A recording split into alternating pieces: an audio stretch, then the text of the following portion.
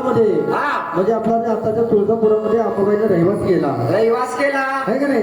हळूहळू भक्त लोक आपल्या अंबाबाईच्या दर्शनाला येऊ लागले. अंबाबाईला आवड कशाची? जशी अंबाबाईला गोंधळाची आवड तशी अंबाबाईला जोगव्याची आवड.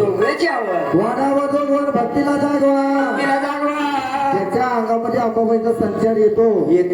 त्याच्या हातावरती माळ परडी आणि बांध द्यावा लागतो. बरोबर आहे.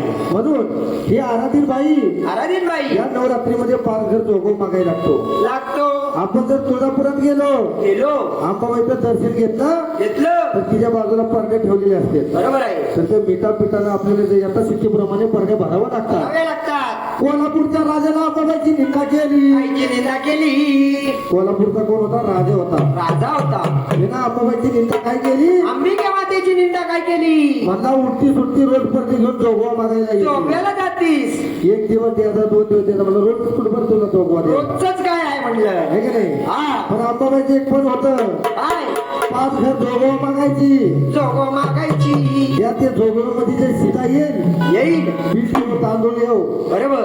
त्या सीता तो अंबाबाईचं जेवण म्हणजे जेवण तयार करायचे त्या सीतेचं त्या अन्नाचं आणि ते जेवण अंबाबाई खायची. म्हणून असं रोज नित्यनेमानं अंबाबाई 5 घर जोगवा मागायला जायची.